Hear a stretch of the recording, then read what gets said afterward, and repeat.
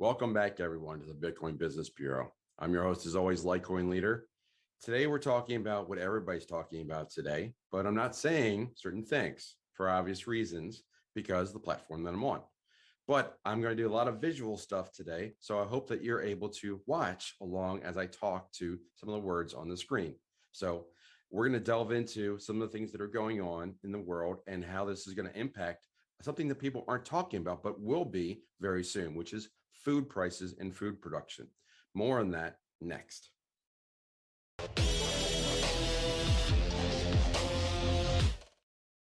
So today we're going to talk about world affairs, but we're not going to be talking about certain countries for obvious reasons. But I am going to be mentioning some of them or pointing them out in some way, shape, or form, because what we're really talking about is the ramifications of how all these things interact with one another and how the cost of everything is going to be going up. Today, we're going to be focusing mostly on the cost of food and inflation that's happening there. And that goes back to corn. Now, I will get to how this all goes back to crypto in a few minutes. But first, let me go over the top 10 countries for corn production. Now, let me share my screen and I'll start talking about that. All right, so I'm going to be sharing a couple different articles today and also a video to add more information that's happening here. But we're going to talk about corn on the crypto channel, and it's not a project called corn, but it's important because it affects everyone's bottom line. So what they're these numbers and the units that they talk about, I'm not familiar with agricultural details, but it's basically tons. So, and I think HA might be hectare, acres or something, but anyway, that's we're going to be talking about the top 10 corn producing countries. And the first one I wanted to highlight, which actually comes in sixth place, is the countries that everyone's talking about today. And they've actually increased their production from 3.8 million tons to 35.5 million tons, or a factor of 8 in the past decade. So it's 20 years. It's significant. It's a significant increase, and that's going to be an impact. That's part of the reason I wanted to do this story today. But let's just walk through the top 10, and then I'm going to correlate some of this to inflation rates and other issues throughout the world. So just take a look at these countries, and I'm going to tell you this right now. The top 8 countries reflect over 81% of the, based on these numbers, about 81, 82% of the entire world's corn production. So it's significant. That's the top 8. I'll include number 9 and number 10. You'll see why I do that. And that rolls it up to 84% for these 10 countries. So country number 1, here at home in the United States, produce a lot of corn, but there's issues. The number 1 corn producer by a large amount. They produce almost a third of all corn. But of course, we've got issues as well. So now the second one is an Asian country that is also not as friendly to us lately, maybe ever. And they're significant. They produce about a quarter of the world's corn production, but I'm not going to go into details on that just yet. So let me just keep scrolling as we walk down this. Third, Brazil. And that's a country you've heard me mention before. And you will see a lot of, I think 1, 2, 3. Yes, all 5 of the BRICS nations are on this list. So if you know what those are, and I'll go over them at the end. But the BRICS countries, that's I'll say an association of countries that sign of outside the SWIFT system, and you will be hearing more about the SWIFT system recently because obviously world affairs, and right now they're not including that in certain actions that people are taking. I really need to choose my words carefully. You got to bear with me. I think you guys know what I'm talking about. So Brazil, I've talked about Brazil before. I'll post a video. It's really tiny, but hopefully that's in the top left corner. But I talked about Rio before and how that's going to be, I think, one of the dominoes that falls that leads us all to major crypto adoption throughout the globe. So the fourth one, and that's the European Union. And I'm just going to jump right into that because that's one that's very tough math because there's a lot of importers and exporters of different countries. I'm going to go with this takeaway that Romania is in the lead, and we'll talk about Romania as a reflection of the numbers that I'm going to share next about inflation. So as I walk through the rest of the list, Argentina is 5th with 50. Going back, European is 65, but again, that's a tough number. Just Brazil, It's about 10% of the world's production. So now you're getting into smaller numbers. Argentina is about 5. The sixth country, which we talked about earlier, is about 10% of the world production, but still significant. And they've increased it by a factor of 8. So you can see right here, what used to be 2.8 million back in 2008. Now 19.4 million tons. That's almost a factor of 8, and that's in 2017. So in about a decade, they've gone up by a factor of 8. Significant. India comes in at 7th place with 29 million tons. And that rounds out our top 8. And again, the top 8 reflects 81.5% of the entire world's production based on these numbers. And I'll talk about India in a moment, but that's another of the 5 BRICS countries. Let's see. I'm going to go back up the list. So BRICS countries, number 2. I'll slow down. Number 2 is a BRICS country. Number 3 is a BRICS country. 7 is a BRICS country. And 9 and 10 are the other 2 to round out the top 10. So now we've got 10 different countries reflected here on this list. Now 9 and 10 are pretty small in their production. It's like 2 or 3%, about 3% of the whole world production, but they make the list and they're worth noting. And again, I'll link this list in the comments below. So let me jump to another screen and let's go over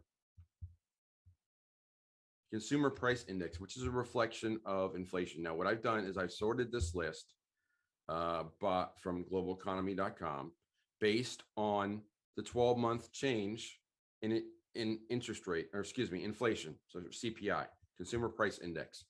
Basically how a lot of people define inflation, even though it's not completely reflective of all costs that people have to endure. The top 5, actually throw Turkey in there, like all the top 6 there are in real rough shape as far as inflation. But one of the countries that was highlighted there, Argentina, is over 50% in last year. So they're having a lot of issues. Venezuela, if you haven't heard about their issues, it's astronomical. But Turkey's getting out of control. Argentina is out of control. And then anything that's over 10% is not good. So speaking of other countries above 10%, Brazil, 10.4%. The country that I'm not going to mention today is at 10.02%, and it's double highlighted. I highlighted it in red because not only do they have inflation issues, but they have political issues now. Now, the fourth one is the other country that they're happen to be dealing with right now, and there's lots of talk about them, and that is 8.4, but that number is based in November. Actually, I should probably label this country as red because they have both inflation and political and other issues going on right now. I got to walk the line so finely here. Okay. Romania, I can say that freely. Their numbers are almost the same as the other country, 8.35%. And that's a reflective of January. And again, Romania made the list because of the European Union. They're reflective as the biggest one in the European Union. And European Union, going back, I think that was, European Union was 4th, and they reflected roughly, I'd say that's about 7% of the world production, any event. So, but again, that's a tough one to break down because it's a union of many, many countries. So I think it's like 27 countries. So it's too many. No one can agree. I mean, I can't get 5 people to agree on what restaurant for dinner most of the time. So, all right, moving on to the list. USA comes in here and it's highlighted in blue because we probably don't believe the 7.5 number. And now we may be entering conflict as well. So, and we have issues with the dollar. So there's all kinds of things going on with the USA. And they're the number 1 producer, producing 1/3 of the corn in the world. I'll put our neighbors to the south, Mexico, in there next. And they were, I think, number 9 on the list, maybe 8. They were number 8. They had just over 7%. But again, that's based in January. And then the final 2 to round out, so I get 3. There's South Africa, which comes in at 5.88 interest or CPI, and India at 5.59. But these are both 2021 December numbers. So we've had almost 2 months since then. So that number may not be 100% accurate. Now, lastly, is the other country in Asia I'm not going to talk about. and they allegedly have a CPI under 1%.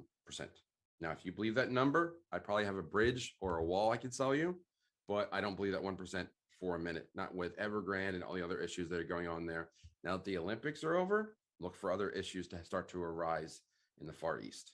So third thing I'm going to share is a video that keeps wanting to play and screwing up my audio, but let me get to it. So so now we're going to talk, we talked about corn, we talked about the major producers, but now we're going to talk about, like, not only is the cost going up for corn, it's going to get worse. Sorry, but if you think ethanol or corn production was going to save our gas price issues, no.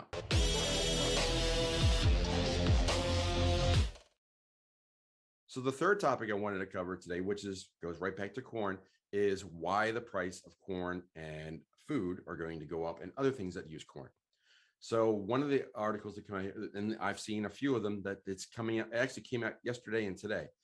Fertilizer costs are rising. Now, why is fertilizer a big deal? Fertilizer is one of the major impacts of cost to producing corn because they can't get the nutrients. Corn cannot get the nutrients out of the soil very, very easily without fertilizers. They need a lot of fertilizer to grow corn, which is if the fertilizer costs are soaring. So this, I think that this story might have been like a 20%, 15.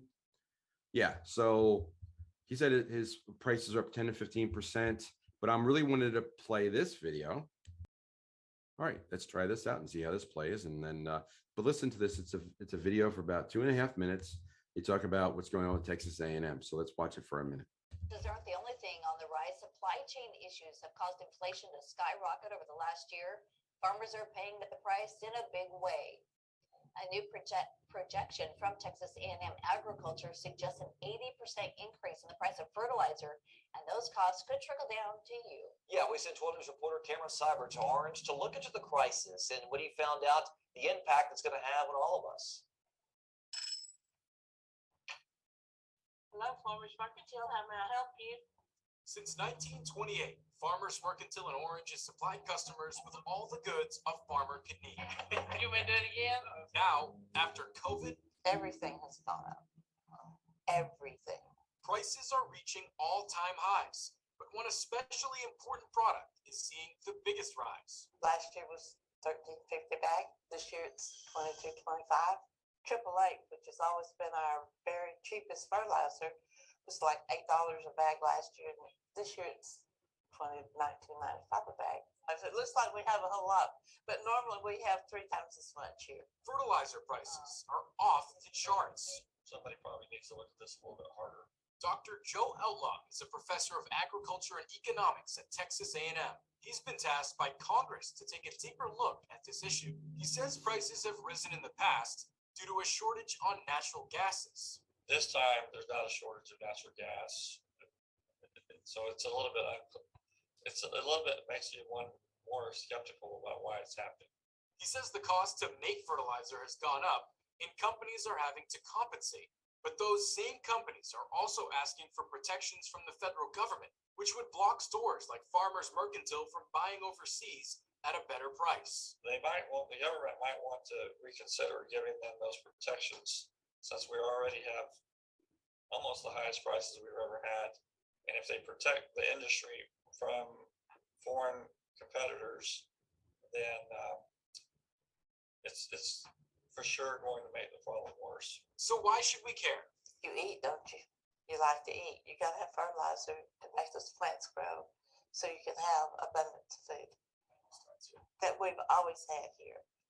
And Professor Outlaw is projecting an 80% increase in fertilizer prices this year. He says for most farmers, that makes up about a third of their costs. He also says that those prices at the grocery store may continue to go up. Reporting in Orange, Cameron Seibert, 12 News. So that's enough of my sharing. So let me stop my share and then I'll give you a little bit of my conclusion. So